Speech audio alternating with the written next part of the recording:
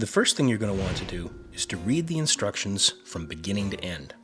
Kit wines are highly engineered products with carefully calculated nutrient levels, temperature requirements, timing, racking.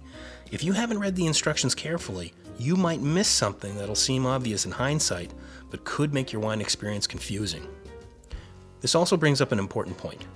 When you read the instructions, they might differ from the way we've presented the kit production sequence in the video. Remember, obey your instructions, omitting no detail however slight.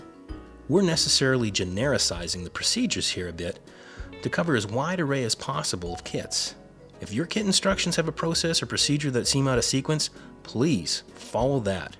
It's a guarantee of success. The next step is to get everything ready to use. This means cleaning and sanitizing. Use a good unscented winemaking cleaner.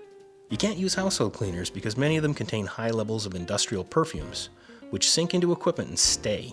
They effectively contaminate the plastic and even glass. First, we clean and sanitize the equipment we're going to need for our first procedure: the primary fermenter and lid, spoon, thermometer, hydrometer, test jar, and wine thief.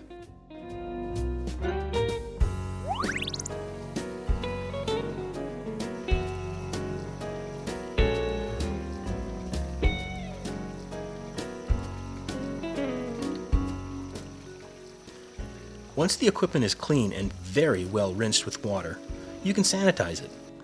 Most winemakers use metabisulfite. It's cheap, fast, and easy. All you need to do is to mix 3 tablespoons, that's about 50 grams, of metabisulfite powder in 1 gallon, that's about 4 liters, of cool water. That's it, it's ready to use. You'll need to dip, sluice, or spray each piece of equipment and let it either drip dry completely or rinse it with clean water. Note that I said spray your equipment. A nifty trick is to put your sulfite solution in a brand new trigger spray bottle, like one of those ones you can get from a garden store for misting plants.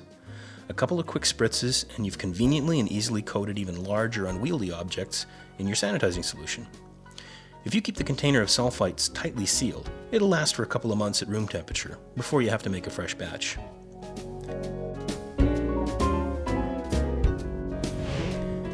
Your kit will ask you to record the production code and wine type, either on the instructions or in a winemaking notebook, which is a great idea.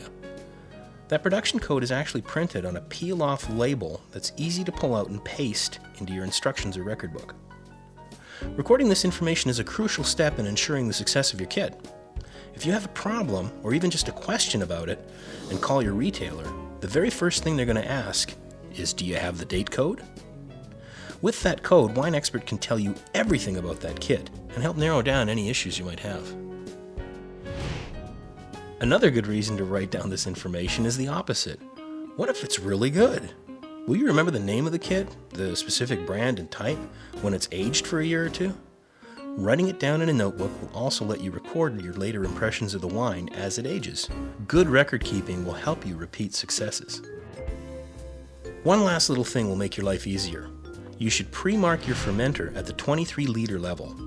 If you try to measure by hand using a measuring cup, you're not going to have notably accurate success. Far easier is to take your carboy, fill it up with water right to a level about 2 finger widths below the point where the bottom of the bung will rest when it's inserted. You can then either pour or rack the water into your primary fermenter.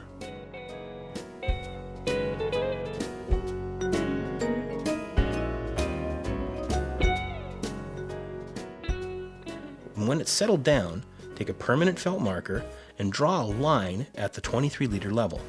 You'll never have to measure it again, and it'll be right every time.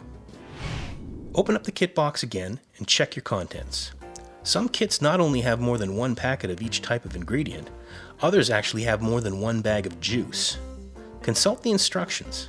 A second, usually smaller bag of juice is most likely a sweetening pack to be added to the kit after fermentation is finished. This increases the sugar content to make for an off-dry or even a sweet wine. Put that packet aside with the rest of the ingredients and save it for when it's needed.